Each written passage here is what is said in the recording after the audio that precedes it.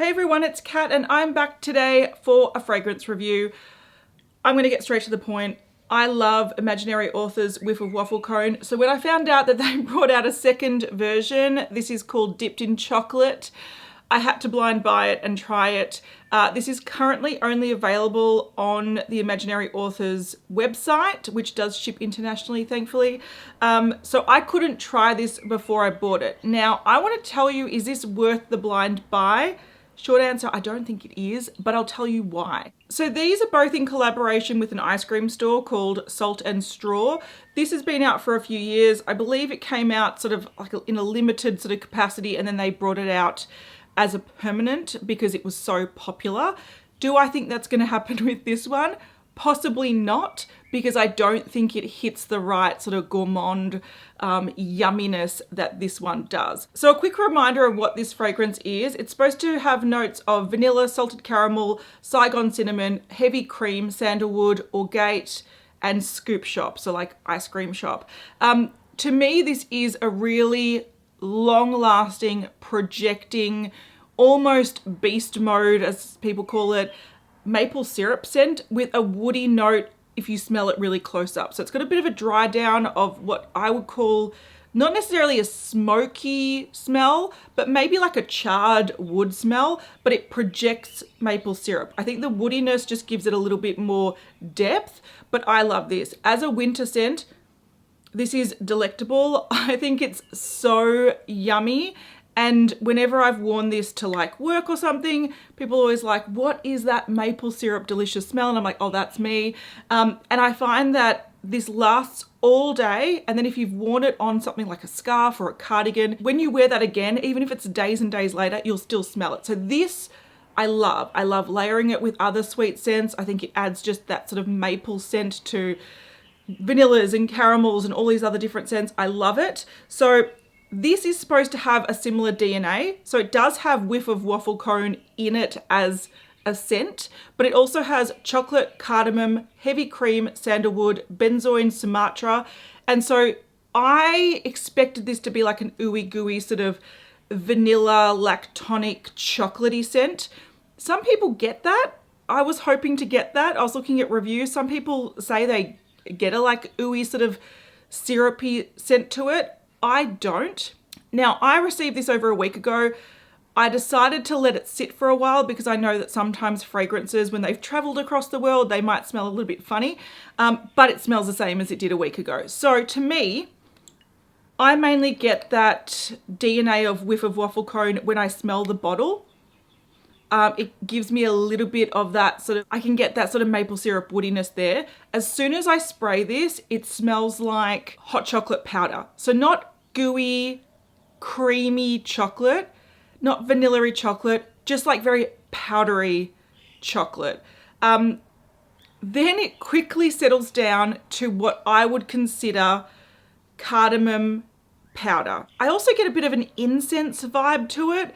And then after a little while, it settles down to smell like a combination of sweet chocolate vanilla powder, baby powder, and that sort of spicy cardamom incense. So it's quite well balanced, but it is so much more powdery, so much more incensey than I expected. Because you can't actually try this before you buy it and you have to commit to a full bottle because there's no small versions available, I'm going to paint the picture of what I think this is like. This reminds me of going into a store that's got incense and candles and essential oils.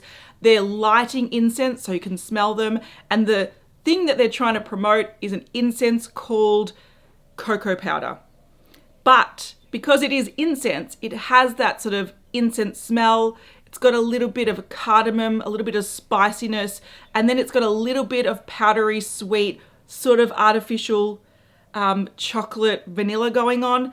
That's what this gives. I would say that the powderiness dominates, then the spicy incense, and then the chocolatey, vanilla-y notes just give it a little bit of sweetness. Just a quick update on the longevity of this. So I did apply it around 6 hours ago, and if I get really close, I can smell it. So it's still there. It does last. but there is like no projection whatsoever, and I feel like it's going to disappear in the next hour or two quite easily. So it does last, it's fine. It's just nowhere near as strong and projecting as the original one. At this stage as well, I do get a little bit of the original Whiff of Waffle Cone DNA, so that sort of lingering maple syrup smell. I can smell it just a fraction.